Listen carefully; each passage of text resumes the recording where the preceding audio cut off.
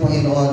Tunay nga po, Diyos, na karapat-dapat ka lamang purihin, itaas, sambahin, parangalan, Panginoon, at aming pong mapaglikuran. Ngayong umaga, hayaan po na kami po ay patuloy, Lord, na magpupuri at sasamba sa iyo sa Espiritu at sa katotohanan. Lord, kayo po ang mangusap sa amin, Panginoon. Speak to us, Lord, this morning.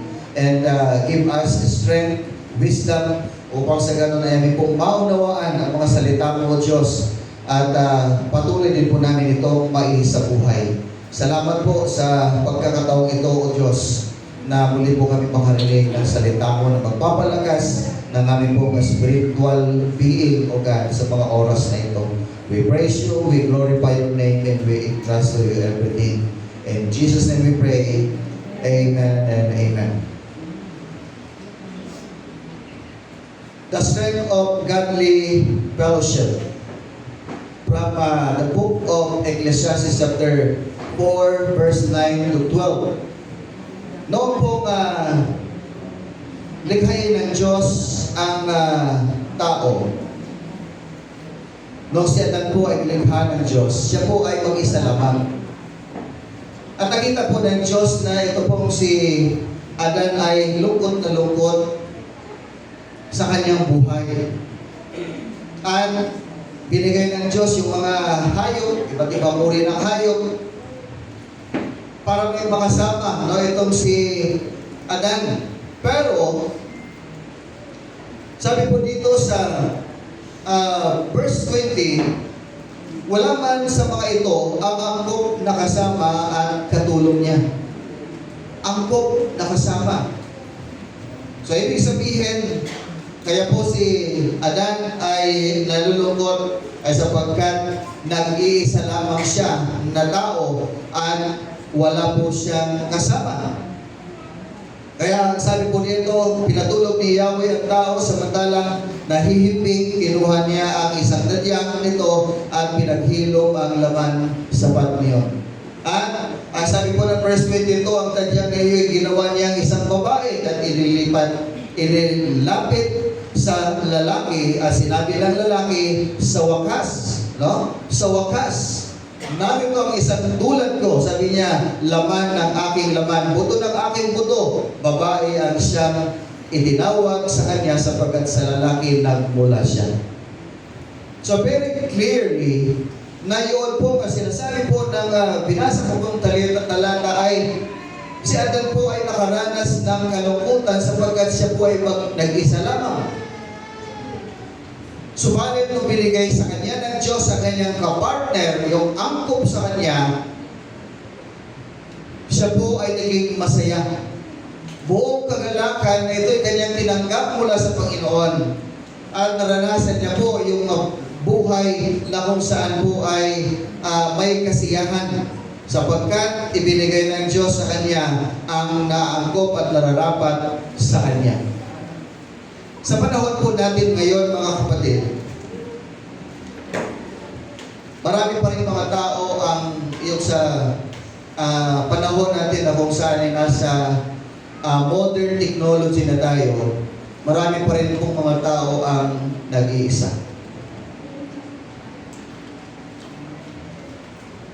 May mga tao na kung saan ay nag-iisa at nalulungkot pa rin sila. Kahit po may mga uso na ngayon yung social media para makapag-create tayo ng maraming friends, ano?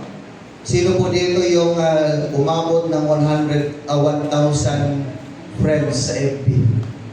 Wow! Nagbawas no? naman. Nagbawas na. Nagbawas? So, ibig sabihin mayroong in-unfriend.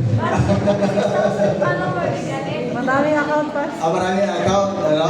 Ang ginawasan yung sobra-sobra yung account. Sino po dito may friends na 500 plus kaibigan sa Facebook? Ate Dolor. Ha? Wow. No, marami-rami na po yun. Hindi po ba? Ha?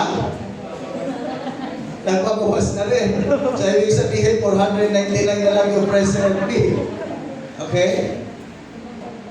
Ang aking pinupunto sa umagang ito, mga kapatid, bagamat tayo po ay nasa panahon na ng modern technology, halos lahat ng tao ay meron ng mga cellphone. Kahit yung mga taong nasa bulubundukin, nasa liblib na lugar, mayroon mga sariling cellphone. Pero, pero marami pa rin po sila, meron pa rin mga tao na hanggang ngayon ay feeling nila, pakiramdam nila, sila po ay nag-iisa. Nag-iisa at walang kaibigan na maaaring madamayan, mga taong tutulong sa kanya upang siya ay palakasin. At maraming tao po ang dumaan sa malalim na pakikibaka sa kanilang buhay at lubos na nag-iisa. Kaya po si Haring Solomon, sa kanya pong pagmamasid ay naisip niya na walang kabuluhan ang mag-isa. Napagpasyahan niya na ang tunay na kasiyahan at katuparan sa mga pangyayari sa kanyang sa buhay ng isang tao ay nangangailangan ng pagbabahagi ng buhay sa iba. Mga kapatid, hindi po nilayo ng Diyos na lumakad ka sa buhay Kristiyano ng mag-isa. Ang bawat Kristiyano ay mas malakas, mas ligtas, mas produktibo kapag sila po ay magkakasama. O kapag mga Kristiyano po ay magkakasama-sama. Ating tignan ngayong umaga, yun pong 4 na biblical principles na nakasulat po dito sa Ecclesiastes or Mangangaral chapter 4 verse 9 to 12. 4 principles kung paano na mas makapangyarihan o mas epektibo ang mga mananampalataya na magkakasama. Una po is yung sa verse 9 na sinabi dito, 2 are better than 1 because they have a good return for their labor. So partnership multiplies productivity. Amen po ba? Mas dumarami ang nagagawa kapag meron po tayo tinatawag na partner sa bawat ginagawa po natin. At ito po ay itinuturo sa mag-asawa, sa magkakaibigan, sa magkakatrabaho, and so forth. Ito pong Ecclesiastes o mga aral ay nagbibigay po ng diin sa bawat pag-aasawa, pagtatrabaho, at sa lahat po ng mga nagkakasama-sama sa pagtatrabaho o ano pang negosyo, pagkakaibigan, na kapag nag-iisa lamang ang taong gumagawa, ito po ay maaaring nakakapagod. Ang pagtatrabaho po sa tabi ng isang tao ay lumilikha o nakakagawa po ng maraming advantages. Maraming benepisyo. Ibig sabihin, mas kapag pinagsama-sama ang mga taong gumagawa sa isang bagay, sa isang layunin, sa pagtatrabaho ay mas laging malaki po ang nagiging output.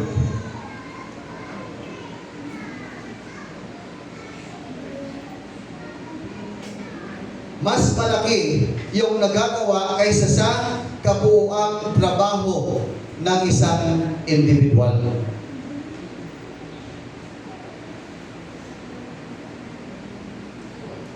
In the context of being an employee, no, or empleyado, lalo na po sa production kapag ka isang tao lamang ang siyang gagawa, compare doon sa napakaraming tao na nagsama-sama para gawin yun pong tinatarget nilang magiging output ay mas lalong marami at higit sa lahat gumaganda ang kanilang pong trabaho. One time nung nagpagawa ko noon, nung bahay ko noon, dahil sa meron naman din po akong knowledge sa paggawa, sabi ko, para makatipid ako sa labor, ako na lang ang gagawa. Ano? Ako na lang yung gagawa ng bahay. So, ibig sabihin, ako ang maghahakot ng materyales, ako ang maghahalo, ako ang magpapatong ng pile ng hollow blocks. Lahat-lahat ako na. Pagka mataas yung ipapailan ko ng hollow blocks, ako rin yung mag-prepare ng materyales para habang nandoon ako sa itaas ay mabilis ko nang abutin yung hollow blocks, pati yung mix na cement at saka yung white sand. Pero sabi ko, alam ko ninyo doon po bumigay yung katawan ko. Nakakapagod na, wala pang output.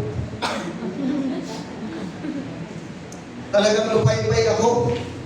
Sabi ko, suko na ako. Mag-hire ako ng gagawa sa bahay. Doon ko po nakita yung malaking diferensya ng ako lang mag-isa versus doon sa maraming gumagawa. Mabilis na, nakatipid pa. Ano? So, ganun po yung prinsipyo na tinuturo po sa atin. Sabi po dito ng mga ngaral, two are better than one because they have a good return for their labor.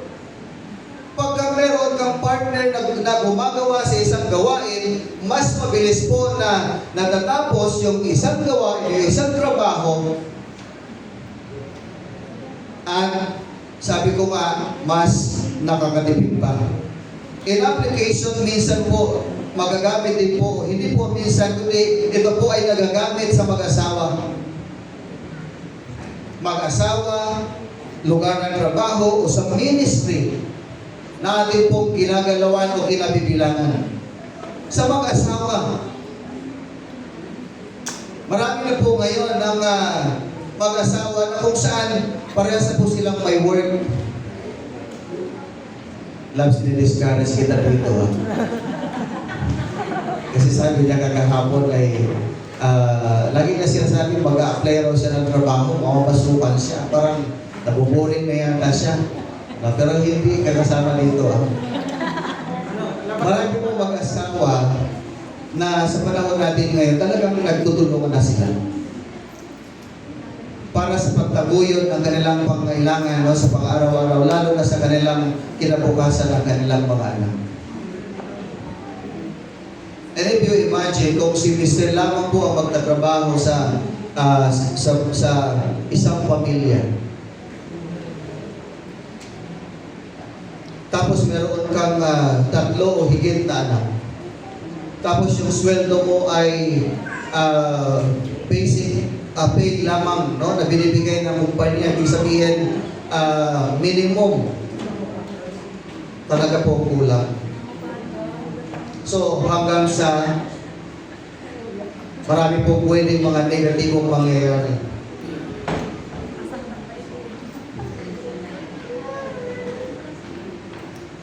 Maaaring masira ang relasyon ng mag-asawa, masira yung relasyon ng sa mga anak. Iba kasi wala ng panahon.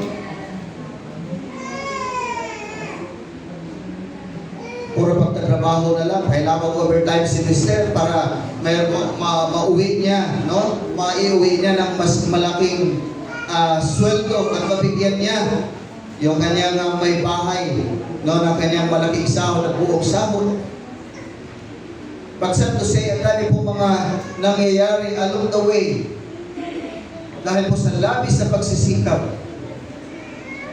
Ano? Labis na pagsisikap at wala na pong panahon. sa asawa, wala na rin panahon sa mga anak. Meron din pong danger doon sa parehong mag-asawa ang may trabaho. Kasi pwedeng mabawasan yung oras nila sa isa't isa sa mag-asawa, o maaaring mabawasan din po nila yung oras nila para sa kanilang mga anak. Mahalaga rin po, maganda rin po yun na may work pareho ang mag-asawa. Subalit, bigyan din po ninyo ng oras ang isa't isa at ang inyong pong mga anak. Ang kagandahan lamang po kapag pag-asawa pareho may trabaho, wala po masyadong pressure. Tama po ba? Wala masyadong pressure. O depende na lang siguro sa iyong trabaho. Ano? Pero, high blood pressure. Yan ang mahirap na kalaban. So, two are better than one. Lahat po ito ay applicable sa mag-asawa, sa nagtatrabaho, mag-business partner. Kasi sabi po dyan, because they have a good return of their labor.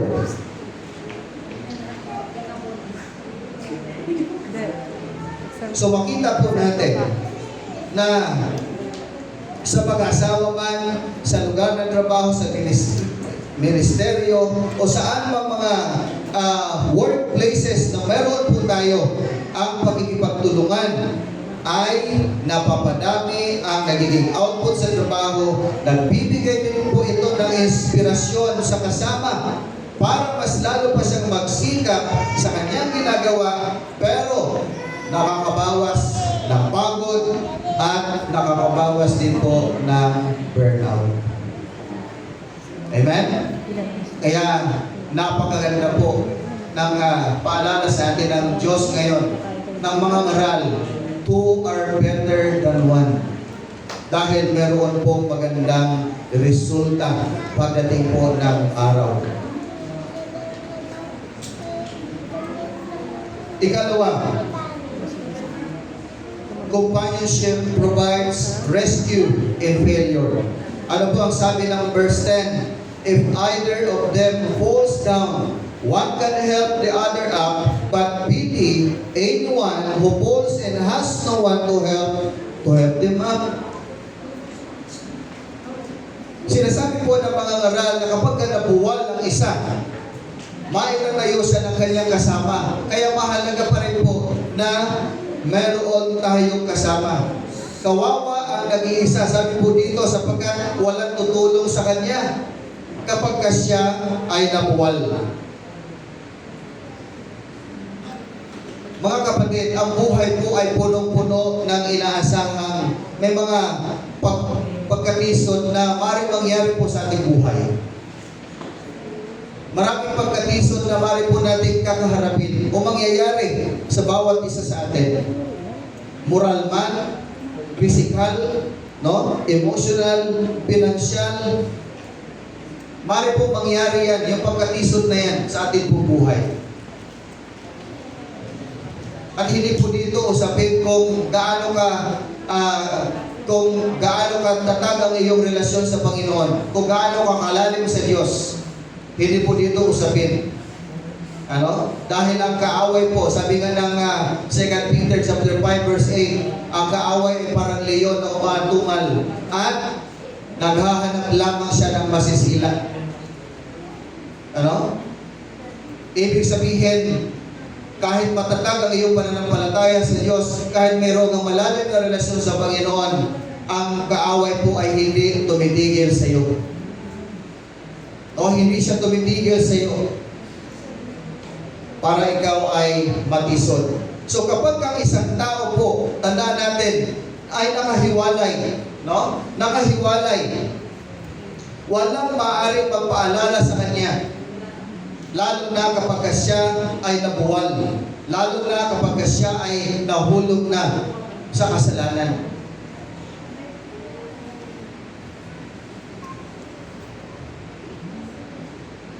Maring dumating sa atin problema, tukso.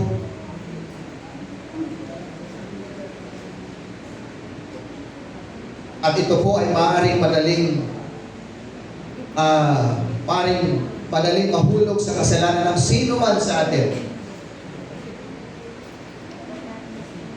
At maaaring maging malaki ang epekto nito ng pagkawasak sa ating buhay. Ngunit, kung meron tayong kasama,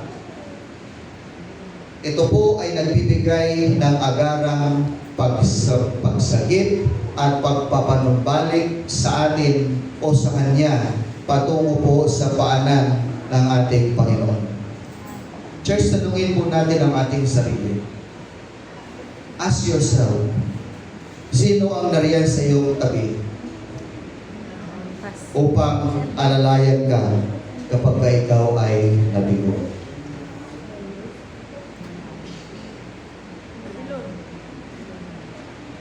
O nagsisilbi ka bang bilang isang supported companion sa kasama mo o sa mga taong nakakasalamuha mo?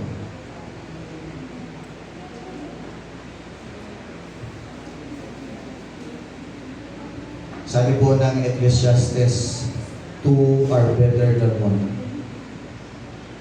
Para pag merong isang magwal, mahulog, merong sasalo, may magiging encourage, may magpapalakas, at magliit patungo sa Panginoon.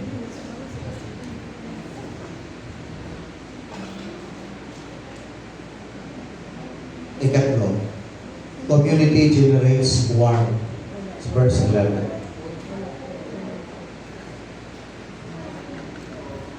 Kung malamig ang panahon, maaari silang magtabi sa higaan upang pare-parehong mainitan.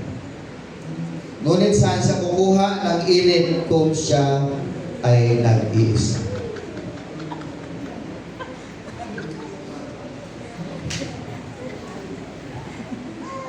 Sa panahon po nung sa Middle East, ang mga manlalakbay po noon ay meron po silang dinadala at ginagamit na yung pinagsasaluhan po nilang kumot. Dahil po sa disyerto po sa gabi ay napakalamig. Ano? Mayroon din po silang daladalang mga uling sa kanila pong paglalakbay para doon po sila ay magsisiga kung saan po sila abutan sa kanila pong paglalakbay. Sa ating mga Pilipino, sapat na po yung malaking kumot. Tama po ba?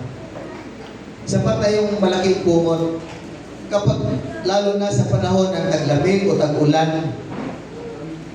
Yun po ang ating ginagamit para hindi po tayo malamigan. At talagang ipinagkakasya natin. Ano? Pinagkakasya natin yun pong katawan natin doon sa kumot na yun. Yung kapatid ko po na nasa Japan, nagdala rin siya sa amin ng makapal na kumot. No? Pinay po namin gamitin. Pero ilang minuto pa lang, pinagpapawisan na kami.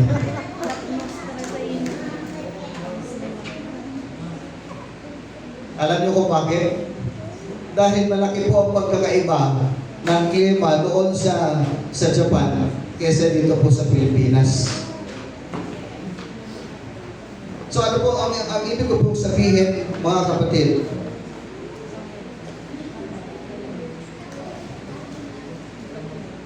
Kapag isang tao tayo ay nalalamigan o nilalamig, naghahanap po tayo ng katabi, ano? At the same time, ay atin po binabalot ang ating katawan ng kumot o makapal na kumot para maibsan po ang ating lamig. Kaya kailangan pa rin po natin ang isa't isa. Sa mag-asawa, kapag ka nag-away, Ano? Tapos lamig na lamig ka na. Mag-iisip ka, katabi ba ako sa asawa ko? Ano? But this is the reality, church. This is the reality.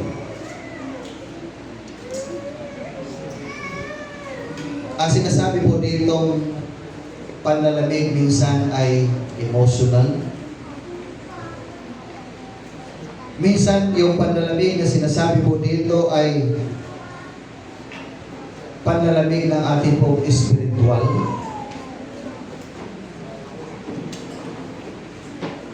Na kapag i-isolate natin ang ating sarili sa iba o sa ating kapwa mananampalataya, maaari din po tayong manlamig at ang ating pananampalataya sa Diyos ay unti-unti po itong mawawala. Kapag i-isolate natin ang ating sarili sa ating pong kapwa mananampalataya. Katulad po yan ng isang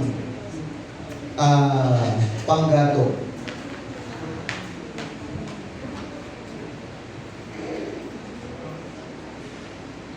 Na kapag kinuha mo yung isang panggatong at inihiwalay mo doon sa marami.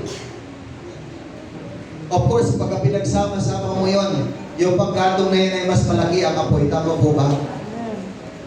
At mas mabilis tayo makapagluto dahil mas mainit. Pero, pagka inalis mo yung isang panggatong na yon doon sa nakakarami, yung apoy po noon ay unti-unti pong hihina, mawawala, hanggang sa ito po ay tuluyan ng lumamig. Ganon din po sa ating pananampalataya.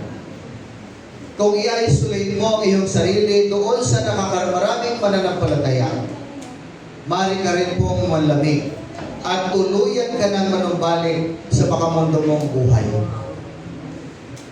Dahil inilayo mo ang iyong sarili doon sa mga mananampalataya na kung saan magbibigay sana sa iyo ng apoy, makakatulong sa iyo para mas lalong uminit ang iyong pananampalataya sa ating Panginoon.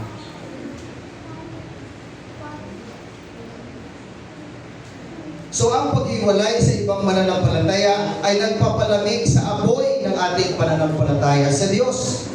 Ang pagiging aktibong pagsasama sa isang pamilya o sa isang iglesia, simbahan man, maliit man ito o malaki na grupo ng mga mananampalataya, ito po ang siyang nagpuprotekta sa atin mula sa lamig ng panghihina ng kalooban at maging sa panlalamig sa ating pong pananampalataya. The reason why na tayo po ay pinalalahanan ni Hari Solomon dito po sa mga ngaral na ito, two are better than one, sapagkat mas mahalaga po na dalawa, no, ang nagsasama-sama upang sa ganon hindi po siya madaling manlamig. Dahil kung manlalamig man siya, manghihina man siya sa kanyang pananampalataya, hihina man ang kanyang kalooban, merong isa na tutulong sa kanya, magpaalala sa kanya, at magdadala sa kanya pabalik doon sa ating Panginoon upang magtiwala sa Diyos. Amen? And as a community of faith, we will generate warmth. Makakapag-generate po tayo ng init, lalo na po doon sa ating pong mga kapwa mananampalataya, yung mga bago pa lamang at yung mga nanghihina na mananampalataya. Kaya napakaganda po paalala sa atin ng mga ngaral na ito. And lastly, unity guarantees protection. Though one may be overpowered, two can defend themselves. A cord of 3 strands is not quickly broken. Dito naman po ay ginamit ng mga ngaral yung pagsasalarawan po sa mga mananampalataya na dapat magsama-sama sa pamamagitan po ng isang lupit na mayroong 3 strand. Lahat naman yata tayo rito nakakita na ng lupit. Hello? Kasi noong nag-browse ako kanina ng picture or image ng lupit na mayroong 3 strand. Umiikot-ikot lang yung computer. Wala na pala kaming internet. Wala na pala kaming internet dito. Naputulan. Habang kami po ay nagsasaya doon sa alin? Oo pala, no, private pa, no? Hindi ko naalala kanina naputulan. No? So, kayo nag-try ako na maganda para maipakita sa inyo yung mga picture. No? But sad to say, ay naputulan na pala kami. No?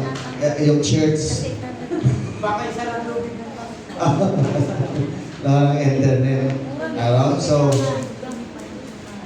kaya, yun nga, katulad po na sinabi ko kanina, lahat naman siguro tayo nakakita na ng lupit. Tama po ba?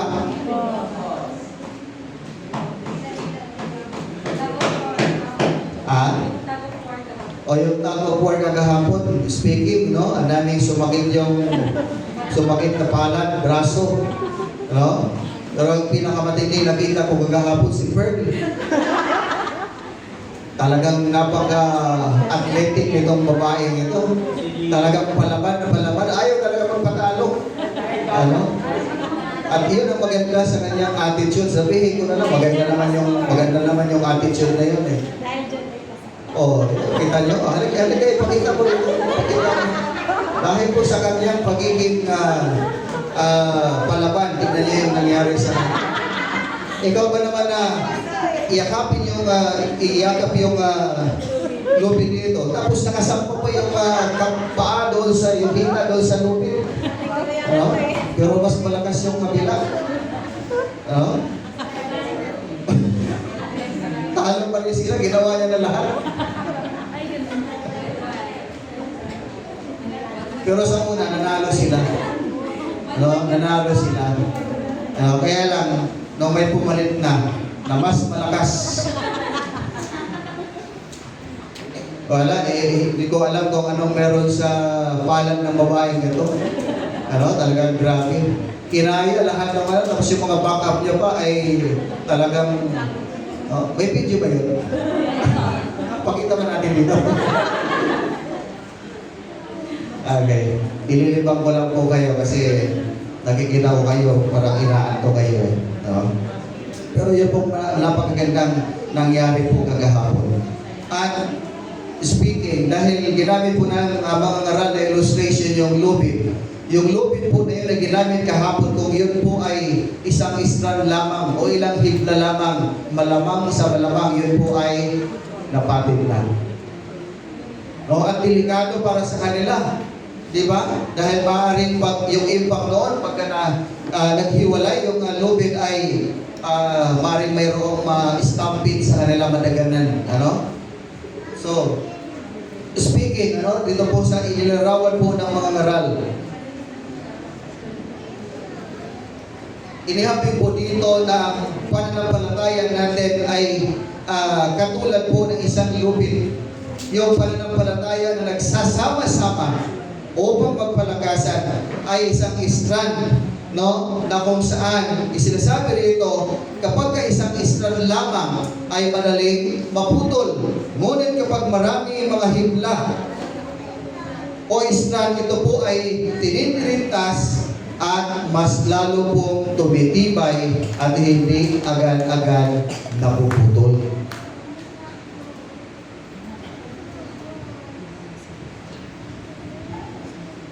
Habang yung dalawang strand na tinutukoy po dito ng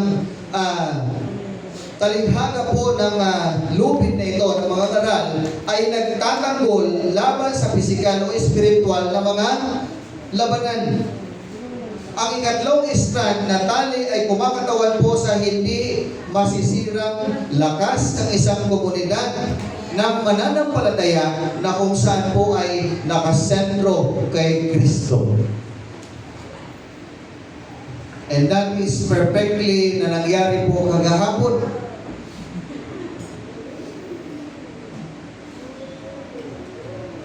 Hindi po naputol yun po lubid dahil yun po ay matibay.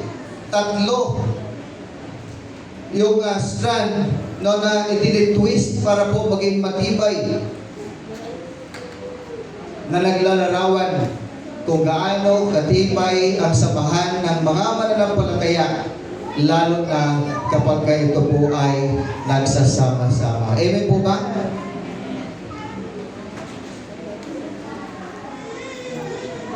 Maalala ko rin po yung prayer meeting. Yung kanta na, Oh, how Jesus I love, no? Tama ba? Oh, how Jesus I love Him. Tama? Yun na yun, no?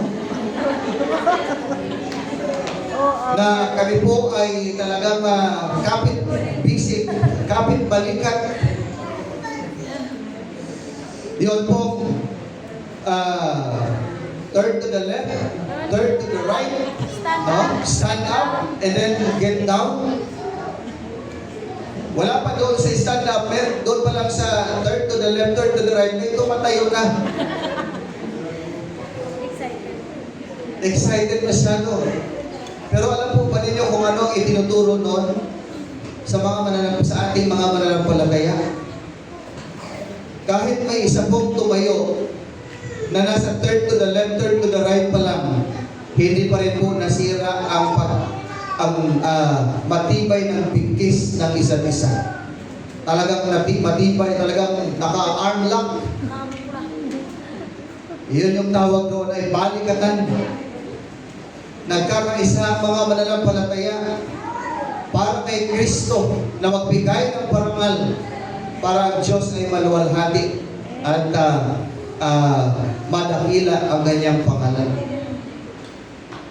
Napakaganda po na makita sa mga mananampalataya, yun po may balikatan at isang lubid na kung saan ay mayroong tatlong strand na nagpapakita kung gaano katibay ang pananampalataya ng bawat isa sa atin. Mga kapatid, tayo po ay mas madaling target para sa tukso. Problema, pagdududa, at espiritual na pagkatalo. Kapag inilayo po natin ang ating sarili sa katawan ni Kristo, tandaan po natin ito, ang pagkakaroon ng balikatan kasama ng mga mananampalataya ay nagtitiyak ng tagumpay sa espiritual na pakikiligma araw-araw. Church, in our application, itigil ang pagsisikap na labanan ang iyong mga laban ng mag-isa. Hello. Alamin ang mga lugar sa iyong buhay kung saan inihiwalay mo ang iyong sarili sa iba.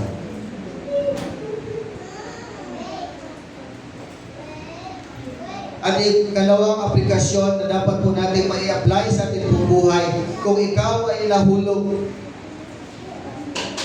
abutin mo ang isang taong pinagkakatiwalaan mo o yung mananampakapwa mo na ng palataya o yung pinuno ng simbahan. Sino man na alam mo at kilala mo na pwede mong lapitan kapag ikaw ay nahulog, lumapit ka sa kanya. Lumapit ka sa kanya.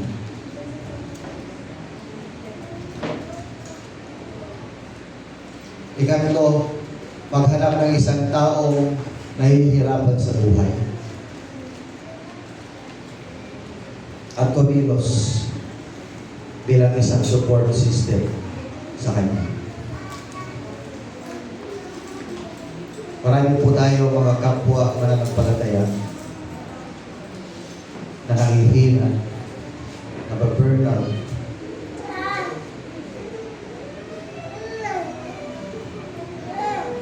Hanapin po natin ang kapwa mananampalataya natin ito. at magsilbi tayong support system sa kanya o sa kanila.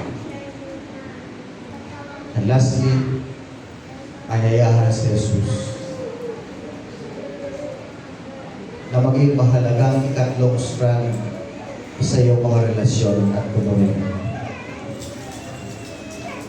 Na tinitiyak na hindi madaling masira ang iyong ugnayan sa ating Panginoon.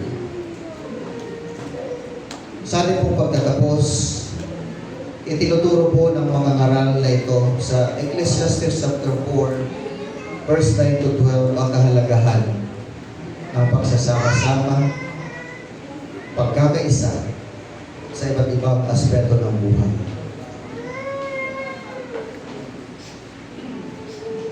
Binibigyan din po ng mga ngaral na ito ang kahalagahan ng pagtutulungan, suporta sa isa't isa, lalo na sa mahihirap na panahon ng ating buhay.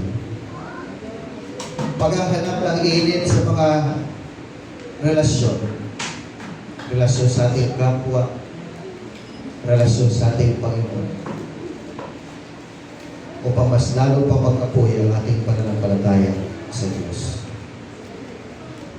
Lalo na sa pagkakaisa natin sa harap ng napakaraming hamon sa ating buhay. And lastly, ang mensahe po na ito ay nagpapaalala sa atin na ang ating pananampalataya kay Jesucristo. Ang pundasyon ng tunay na pagkakaisa at kaligtasan. Si Jesus ang daan, ang katotohanan at ang buhay. At sa pamamagitan niya, makakatagpo tayo ng lakas at tagumpay sa lahat ng hamon ng ating buhay. Magandang umaga po sa ating lahat at pagpalain po tayo ng ating